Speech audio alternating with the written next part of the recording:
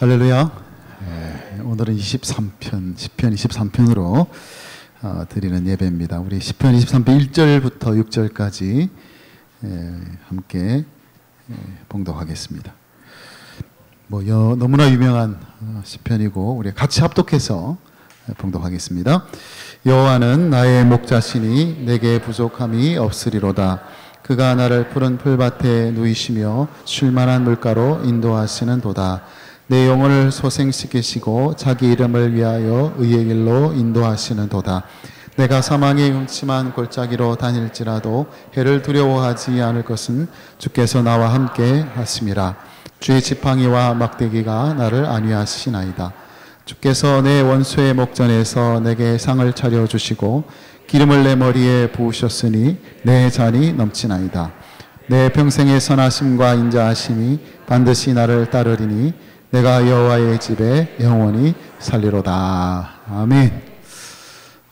이번 여름 참 폭염 때문에 고생을 많이 하고 또 이런 더위 속에서도 또 우리가 또 신앙생활 하는 것이 또 쉽지만은 않지만 또 우리가 함께 믿음 안에서 이 더위를 이길 수 있는 것이 얼마나 감사한지 모르겠습니다. 우리가 삼복더위라는 말을 이제 많이 하게 되는데 우리가 복날이 되면 이제 우리나라에는 이 보신탕을 먹는 이제 문화가 있습니다. 그래서 어디서 이제 본 글인데 복날을 맞이하는 개들에게 있어서 중요한 8가지 지침이 있다고 합니다. 첫 번째는 쓸데없이 거리에서 방황하지 말 것. 두 번째는 낯선 사람이 주는 음식은 절대 받아 먹지 말 것. 세 번째, 이 기간에는 주인이라도 믿지 말 것. 참 이게 피부로 와닿죠. 예. 네 번째, 절대 낮잠 자지 말고 주위의 동태를 항상 살필 것. 다섯 번째, 미인개를 이용할 수 있으므로 백구와 같이 예쁜 개가 나타났을 때는 더욱 경계할 것. 기온이 30도 이상이 되면 산으로 튀어서 25도 이상 내려간 후에 내려올 것. 일곱 번째, 잡히게 되면 입에 거품을 물고 미친 척할 것. 여덟 번째, 잡혀가는 동료를 구하려고 접근하지 말 것. 만용을 부리다가 잘못하면 개죽음 당할 수 있습니다. 근데 이제 이런 개들의 위치에도 변화가 시작이 되고 있습니다. 이제 이런 농담할 시대는 이제 점점 지나가는 것 같습니다. 여러분도 잘 아시는 것처럼 요즘에는 점점 이렇게 보신탕집이 사라져가고 있습니다. 더 이상 이 개를 식용으로 보지 않는 그런 인식이 점점 늘어나고 있고, 그래서 이제 업종 전환을 고려하는 그런 상인들도 나타나고 있고, 이제는 옛날에는 보신탕집 이렇게 해놓고 밑에 보면 그걸 못 드시는 분을 위해서 삼계탕 이렇게 메뉴에 올려놓지 않습니까? 요새는 이제 거꾸로 삼계탕집 이래놓고 그 구석에다가 영양탕 이렇게 해놓는다는 거예요. 그만큼 좀 눈치가 보인다는 거죠. 그래서 얼마 전에는 이렇게 동물 이제 보호 단체하고 또 식용견 협회가 또 있나 봅니다. 거기서 이제 서로 이렇게 막 맞불 집회도 하고 심지어 이렇게 사회적인 갈등의 요소가 될 만큼 이 보신탕 문화에 굉장한 변화의 바람이 불고 있습니다. 이런 변화가 일어나게 된 배경이 도대체 뭘까? 우리나라가 전통적으로 이렇게 개를 먹는 문화 속에서 여기까지 왔는데 이런 시대적인 변화가 일어나고 있는 큰 이유 중에 하나는 사람과 개와의 관계에 변화가 일어났기 때문에 그렇습니다. 그러니까 더 이상 이제 우리가 집에서 기르는 개를 애완견이라고 하지 않습니다. 이제는 뭐라고 부르죠? 반려견이라고 얘기를 합니다. 반려견. 이 굉장한 차이가 있습니다. 애완견하고 반려견은 굉장히 차이가 있죠. 반려견이라고 이름 부른다는 것은 이제 개는 더 이상 짐승이 아니고 가축도 아니고 가족이라는 뜻이에요. 그러니까 지금 집에서 개를 기르는 사람들은 그냥 내가 귀여워할 대상으로 이렇게 키우는 게 아니라 가족으로 알고 키운다라는 거예요. 관계가 완전히 달라졌죠. 그래서 여러분 아시는지 모르겠지만 우리나라 반려견을 키우는 인구가 1,000만 명을 넘어섰습니다. 기독교인보다 더 많습니다, 이제. 이제 우리는 1,000만 명이 안 되거든요. 근데 우리나라는 이제 집에서 이렇게 반려견을 키우는 사람이 1,000만 명이 넘었다. 그렇게 얘기를 합니다. 여러분 1000만 명이 넘는 영향력이 굉장하거든요. 그래서 이제 더 이상 이 개를 어떤 음식으로 보지 않고 이 개는 쉽게 말해서 가족이다. 그러니까 사람과 개와의 관계에 이 변화가 일어나니까 그 관계의 변화가 사회적으로도 미치는 영향이 얼마나 큰가라는 것을 우리가 이제 실감할 수 있다. 그렇게 볼 수 있습니다. 그러니까 저는 그렇게 판단합니다. 이 모든 변화는 그 관계가 변화됐기 때문에 일어나고 있는 현상이다. 저는 그렇게 보고 있습니다. 그래서 여러분 관계라고 한다는 것은 굉장히 힘이 있습니다. 어떤 관계가 형성된다는 것은요. 참 어떤 영향력 있는 일이 일어난다는 뜻이고 그 관계 때문에 발생하는 일들이 있다라는 것을 의미하죠. 제가 종종 우리가 신앙생활 하는 데 있어서 관계가 중요하다 그런 얘기를 많이 하고 특별히 하나님과 우리와의 관계가 굉장히 중요하다는 말씀을 많이 드립니다. 우리 신앙생활을 한 단어로 표현한다면 관계다. 누구와의 관계냐? 하나님과 나와의 관계다라고 볼 때 이 관계가 왜 중요하냐면 이 관계 때문에 일어나는 일들이 있기 때문에 그렇습니다.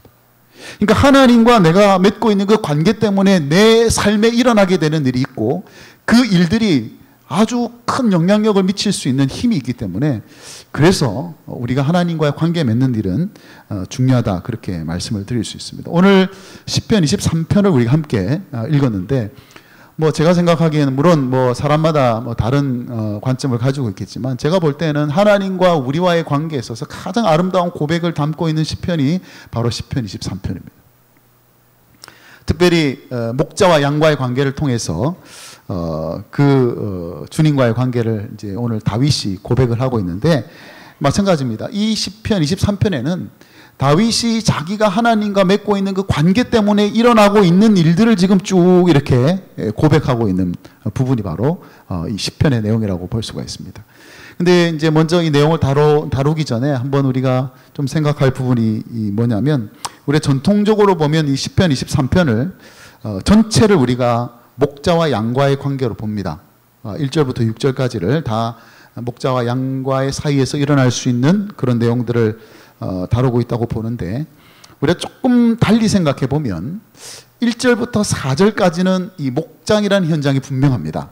그러니까 목자와 양과의 관계에서 일어날 수 있는 일들을 이제 묘사하는 것이 아주 설득력 있는 그런 그 설명이라고 볼 수 있죠. 그런데 5절과 6절을 보게 되면 목자와 양과의 관계라고 말하기에는 조금 이렇게 다른 내용들이 나오고 있습니다. 그러니까 이것은 어떤 목장의 풍경이라기보다는 어떤 집에서 특별히 잔치를 벌이고 있는 어떤 연회장과 같은 그런 분위기가 나타난다라는 것이죠. 그래서 어떤 사람은 10편, 23편 전체를 목자와 양과의 관계에서 이렇게 해석하라는 경우도 있지만 또 우리가 한편 다른 각도로 보면 1절부터 4절까지는 목자와 양과의 관계를 통해서 살펴보고 마지막 5절과 6절은 주인이 집에서 아주 중요한 손님에게 연회를 베푸는 그런 관계 속에서 우리가 이제 생각해 볼 수가 있는데 오늘은 이 관점에서 여러분에게 두 개의 그림으로 이제 좀 설명을 할까 합니다. 첫 번째 그림은 우리가 전통적으로 알고 있는 목자와 양과의 관계를 묘사하고 있는 그림이죠.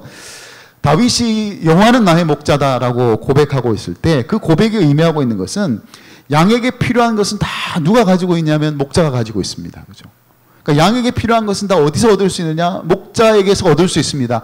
그것을 다윗은 하나님과 자신과의 관계 속에서 바라다 본 것이죠. 다시 말하면 자기 자신도 필요한 모든 것을 누구로부터 얻게 되느냐? 하나님으로부터 얻게 된다. 내게 필요한 것은 누구에게 다 있느냐? 하나님께 있다. 그런 뜻입니다. 그래서 그 다양한 공급의 양상들을 1절, 2절부터 4절까지 이렇게 구체적으로 표현을 하고 있습니다. 한번 같이 읽겠습니다. 2절부터 4절까지 한번 같이 읽겠습니다. 시작. 그가 나를 푸른 풀밭에 누이시며 쉴만한 물가로 인도하시는도다. 내 영혼을 소생시키시고 자기 이름을 위하여 의의 길로 인도하시는도다. 내가 사망의 음침한 골짜기로 다닐지라도 해를 두려워하지 않을 것은 주께서 나와 함께 하심이라. 주의 지팡이와 막대기가 나를 안위하시나이다. 이 고백은 다 목자가 양들에게 하는 어떤 행동을 의미합니다. 목자는 양들에게 푸른 풀밭과 쉴만한 물가를 제공하죠. 그리고 피곤에 지친 양들 다시 소생케 합니다. 다시 그 피곤을 이기고 새로운 힘을 얻게 하고 잘못된 길로 가지 않도록 항상 바른 길로 인도하는 것이 목자고요. 그 다음에 아무리 험한 골짜기를 지나가도 지팡이와 막대기로 양들을 보호하고 인도하는 것이 바로 목자가 하는 일이다라는 것입니다. 그러면 이런 공급의 양상들을 보게 되면 목자와 양과의 관계는 필요한 것을 그냥 공급받는 정도가 아니라 목자가 없으면 죽을 수밖에 없는 그런 관계다라는 것을 우리가 알 수가 있습니다. 그래서 여러분 이 그림에서 우리가 중요하게 생각해야 될 부분 바로 이 부분입니다. 하나님이 그저 우리의 필요를 채워주시는 분이 아니라 우리 자신이 하나님이 아니면 절대 살아갈 수 없는 존재라는 것을 인식하는 것이 중요합니다.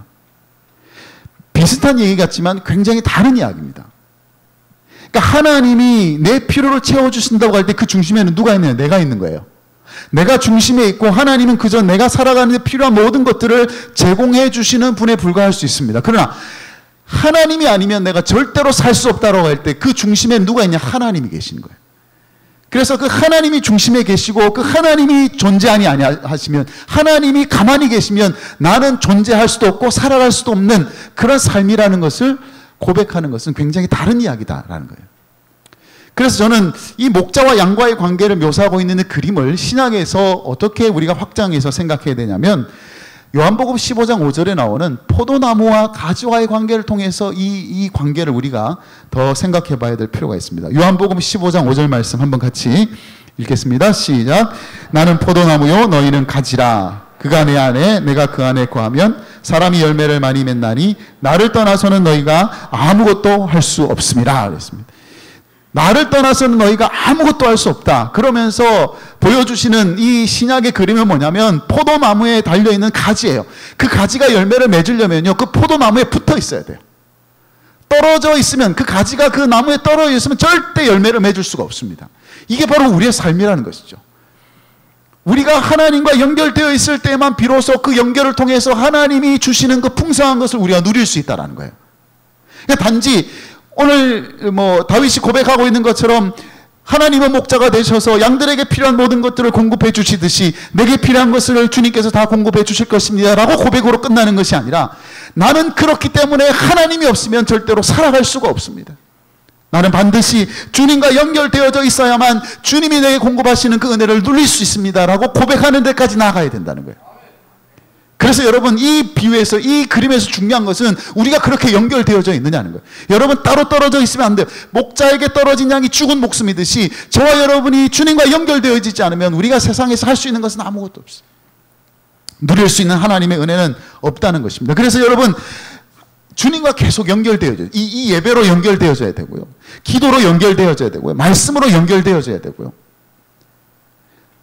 이곳을 떠나서도 마찬가지입니다. 여러분 가정에서도 주님과 연결되어져 있어야 되고 여러분 직장에서도 주님과 연결되어져 있어야 돼요. 항상 주님과 연결되어져 있는 것이 굉장히 중요합니다. 그 연결고리를 여러분 잘 생각하셔야 돼요. 여러분이 지금 하고 있는 신앙생활의 모든 부분들은 다 연결고리들입니다. 그 고리들이 없으면 하나님이 우리에게 주시는 풍성한 것들을 누릴 수가 없다라는 것입니다. 그런 점에서 보면 우리가 이번 주에 성경 통독을 한다. 그것도 일종의 연결이에요. 연결. 우리가 함께 모여서 성경을 읽을 때에 주시는 은혜가 있습니다. 그곳에 없으면 누릴 수 없는 은혜. 반드시 그곳에서 연결되어져 있어야만 누리게 되는 그 말씀의 은혜가 그곳에 있기 때문에 여러분이 신앙생활을 하는 가운데 그런 연결고리들을 계속 찾아서 계속 연결되어져 있어야 돼요. 기도를 통해서 하나님의 은혜를 받고 예배를 통해서 하나님의 은혜를 받고 말씀을 통해서 하나님의 은혜를 받고 서로 성도 간의 교제를 통해서 하나님이 주시는 은혜를 받고 이것이 우리가 하나님의 은혜를 풍성하게 누릴 수 있는 가장 중요한 방식이다라는 것을 우리가 기억해야 됩니다. 어떤 사람이 친구 집에 갔더니 TV에 최신 영화를 이제 하고 있는 겁니다. 근데 그 친구 집은요 TV가 완전 옛날 거예요. 여러분 이렇게 돌리는 TV 아시죠? 이렇게 돌리는 TV에다가 막 요만한 TV에다가 거기 이제 최신 영화가 하고 있는 거예요. 그래서 그 TV를 보면서 자기 집에 있는 TV가 생각난 겁니다. 얼마 전에 거금을 주고 산 TV, 대화면에 와이드에 그냥 QLED TV 막 집에 사놨거든요. 그래서 내가 여기서 이 영화를 보는데 집에 가서 봐야 되겠다. 그래서 얼른 친구한테 빠이빠이 하고 자기 집으로 갔습니다. 그래서 집에 가서 자기 TV를 탁 틀었는데 채널을 아무리 돌려봐도 그 영화가 안 나오는 거예요. 그냥 돌비 스테레오에 그냥 대화면에 막 빵빵하게 나오는데 그 영화가 안 나오는 거예요. 왜 안 나왔을까요? 이미 짐작하신 분은 아시겠지만 친구 집에 있는 그 영화는 케이블 TV로 보는 거예요. 근데 자기 집은 케이블 TV가 아니야. 정규 방송밖에 안 나오는 거예요. 그러니까 아무리 좋은 TV를 가지고 있어봐야 그 케이블 TV 방송과 연결되어져 있지 않으면요, 그 영화를 볼 수가 없어요.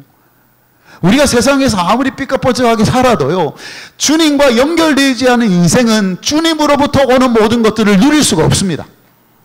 그래서 이 연결이 중요하다는 거예요. 목자와 양과의 관계를 설명하는 이 과정에서 가장 중요한 부분은, 그러면 나는 그런 주님과 연결되어져 있느냐라는 거예요. 그래서 그런 의미에서 목자와 양과의 관계를 보여주는 이 그림은 절대 의존적일 수밖에 없는 주님과 우리의 관계 속에서 우리의 삶이라는 것은 어떻게든지 주님과 연결되어짐으로 그 연결을 통해서 주님이 주시는 은혜를 누리는 삶이 바로 우리의 삶이라는 것을 기억하면서 이제 새롭게 시작하는 한 주간은 그렇게 주님과 연결되어져서 누리게 되는 은혜로 가득한 그런 복된 한 주가 되시기를 주님의 이름으로 축복합니다. 두 번째 그림을 한번 보겠습니다. 두 번째 그림은 아까도 말씀드린 것처럼 연회장 주인과 VIP 손님과의 어떤 그런 모습을 이제 보여주고 있습니다. 근데 이 그림의 핵심이 뭐냐면 친밀한 사귐이에요. 사귐. 그러니까 이 관계는 쉽게 말해서 원하고 필요한 것을 얻는 관계가 아니라, 그 정도가 아니라 이제는 가족이 되어서 영원히 함께하는 그런 관계로 발전하고 있다는 것을 우리가 볼 수가 있습니다. 사실은 주님과 우리 사이의 관계 결론은 바로 이겁니다. 우리가 주님 없으면 아무것도 할 수 없고 주님께서 주시는 것으로 우리가 살아갈 수 있다. 근데 우리에게 정말 중요한 주님과의 관계의 그 결론이 뭐냐면, 우리는 그렇기 때문에 주님과의 깊은 교제 속에서 살아가는 거예요. 그게 주님과 관계 속에서 최고 클라이막스입니다. 오늘 본문에 보면 5절 6절 한번 다시 한번 읽어보겠습니다. 같이 읽겠습니다. 시작. 주께서 내 원수의 목전에서 내게 상을 차려주시고 기름을 내 머리에 부으셨으니 내 잔이 넘치나이다. 내 평생의 선하심과 인자하심이 반드시 나를 따르리니 내가 여호와의 집에 영원히 살리로다. 여러분, 이 풍경을 가만히 들여다보면 어떤 집 주인이요, 정말 극진하게 손님을 대하고 있는 모습이 나타나고 있습니다. 원수의 목전에서 식탁을 차려준다는 거예요. 그러니까 원수로 인해서 지금 도망다니고 있고 위급한 상황에 있는 손님을 자기 집으로 들여서 그에게 상을 베풀어 준다는 것이죠. 그 원수에 의해서 자기도 해를 당할지 모름에도 불구하고 그 손님을 맞이해서 그 손님에게 필요한 식탁을 차려주고 있다는 것입니다. 보통 사람이, 보통 손님이면 이렇게 하겠습니까? 그 원수를 의식한다면요, 내 집에 들이면 안 되죠. 드릴 수가 없잖아요. 나도 보복을 당할 수 있는데. 그런데 오늘 이 주인은 어떻게 되는 것인지, 원수 때문에 고통당하고 있고 원수로부터 지금 위급함을 당하고 있는 그 사람을 불러서 그 사람을 집 안으로 들여서 그 사람에게 상을 차려주고 있는 모습. 더 나아가서 기름을 머리에 부었다는, 기름을 머리에 부었다는 것은 뭐냐면, 이것은 최고의 손님에게만 해주는 거예요. 여행을 먼 길을 온 손님들에게 아주 상쾌함을 주기 위해서 아주 좋은 향기가 나는 기름을 이렇게 머리에 부어줍니다. 최고의 환대를 의미하죠. 그러니까 아무한테나 이렇게 해주는 게 아니에요. 그러니까 손님이 왔는데 그 머리에 기름을 부었다는 것은 지금 최고로 지금 대접하고 있다는 겁니다. 그래서 예수님도 종종 이렇게 잔치집이나 이런 갔을 때 여인들이 와서 이렇게 뭘 자꾸 붓잖아요. 이렇게 기름을 붓고. 그것은 쉽게 말하면 최고의 손님이에요. VIP 중에 VIP라는 뜻입니다. 게다가 오늘 내 잔이 넘친다 그랬습니다. 이 주인은요, 이 사람에게 그 포도주가 넘치는 최상급의 포도주를 지금 부어주는데, 얼마나 풍성하게 부어주면 그 잔이 넘칠 정도로 그 포도주를 부어주고 있는 이 모습을 보면서, 야, 이 사람은 보통 손님이 아니구나. 보통 손님이 아니구나. 결정적인 게 뭔지 아십니까? 이 손님이 더 이상 우리가 생각하는 VIP에 속하는 손님에서 끝나는 것이 아니라 이제는 영원히 함께 사는 가족이 되더라는 거예요. 6절 말씀을 한번 보십시오. 내 평생의 선하심과 인자하심이 반드시 나를 따르리니 내가 여호와의 집에 영원히 살리로다. 누구의 집에 산다는 것은 무엇을 의미합니까? 더 이상 손님이 아니라는 것이죠. 이제는 가족이라는 것입니다. 주님께서 나를 그렇게 극진하게 VIP로 대접해 주시고 절친으로 되어 주시고 대접해 줄 수 있는 최상의 것을 공급해 주시는 그런 분에서 끝나지 아니하고, 이제는 나와 함께 영원히 그 집에서 살도록 나를 가족으로 삼아 주시고, 그래서 이제는 그 집에서 영원히 그분과 교제하면서 살아갈 수 있도록 나를 인도해 주셨던 분, 나와 함께 하시는 그분이 바로 주님이시다. 그런 고백으로 끝이 나고 있습니다. 그러니까 이 두 번째 그림에서 보게 되는 것은 뭐냐면 그야말로 완벽한 교제 현장이죠. 목자와 양과의 그림에서 우리가 보게 되는 것은 우리가 필요한 것을 다 주님으로부터만 얻을 수 있다는 그 놀라운 은혜들, 주님과 연결되어질 때 그분께서 가지고 있는 모든 것들이 내게 주어지게 되는 그 풍성한 공급의 은혜들, 그것을 강조하는 그림이었다면, 이제 이 두 번째 그림은 이제 단순히 필요한 것을 공급받는 관계에서 더 나가서 영원히 그분과 함께 완벽하게 교제하며 그분과 함께 사귀는 사귐 속에서 살아가게 된 존재. 이것이 바로 우리가 주님과의 관계에서 누리게 되는 가장 놀라운 축복이다라는 것입니다. 필요한 것을 공급받는 것보다 더 복된 관계 축복은 친밀한 교제, 친밀한 사귐을 가지고 그 관계 속에서 살아가는 것이다 라는 것을 보여주는 것이죠. 늦은 나이에 결혼한 어떤 남자가 있었습니다. 늦은 나이에 결혼하다 보니까 집에 있는 아내가 얼마나 좋았겠습니까? 그래서 매일 일찌감치 퇴근해가지고 아내가 차려주는 밥을 먹는 것이 커다란 즐거움으로 알고 살았죠. 여기 앉아 계신 분들 중에는 그게 정말 싫은 분들이 좀 저녁 좀 먹고 오지 그걸 더 그냥 와서 먹는다고 그렇게 구박을 하는 분들이 혹 계실지 모르겠는데, 이 남자는요 그걸 아는지 모르는지 자기는 어쨌든 막 무조건 일찍 가가지고 집에서 아내가 차려주는 그 저녁밥 먹는 게 너무 즐거워요. 이제 그러다가 이제 조금 이제 세월이 지나면서 하루는 이제 집에 들어서는데 아내가 이렇게 식탁을 탁 이제 차리고 이제 맛있게 이제 식탁을 차려놓고 있는데, 아내를 딱 보자마자 뭐라고 얘기했냐면 배고파, 밥 줘, 그랬다는 거예요. 딱 도착하자마자. 그러니까 아내가 화를 벌컥 내면서 그냥 차려놨어요. 먹으라고. 들어가 버리는 거예요. 그래서 이 남편이 낮에 뭔가 언짢은 일이 있었나? 근데 왜 나한테 그걸 화풀이하지? 자기도 기분이 나빠진 거예요. 그래서 처음으로 이제 부부싸움을 그날 한 겁니다. 근데 왜 이 아내가 그렇게 화를 냈을까? 알고 보니까 이 아내는 그 말을 듣는 순간, 자기가 이렇게 남편을 위해서 딱 밥을 차려놓고 이렇게 준비를 하고 있는데 남편이 와서 하는 말이 배고파 밥 줘라는 말을 듣는 순간, 내가 밥순이냐 이런 생각이 든 거예요. 밥순이냐, 여기가 뭐 식당이냐. 아니 사랑하는 아내가 그렇게 밥을 차려놓고 있으면 집에 오자마자 뭐라고 얘기해야 되겠습니까? 여보 사랑해. 쉽지는 않겠지만 이러면서 별일 없었어 뭐 이런 것부터 먼저 얘기해야 되죠. 그죠? 뭐 굳이 뭐 사랑해까지는 안 하더라도 오늘 뭐 날도 더운데 어떻게 지냈어 이렇게 하고 이제 밥 얘기를 해야 되는데, 이 남편이 오자마자 문을 열고 오자마자 배고파 밥 줘. 거기서 이제 팍 이게 도는 거예요, 여자가.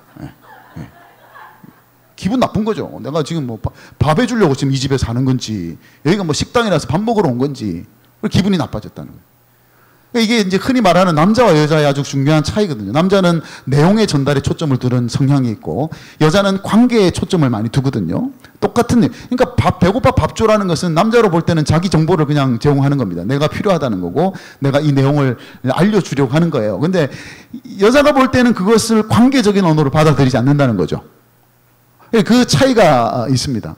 어떤 필요나 어떤 공급에 대한 관점을 두느냐와 어떤 관계에 대한 관점을 두느냐는 굉장히 다른 이야기가 될 수가 있습니다.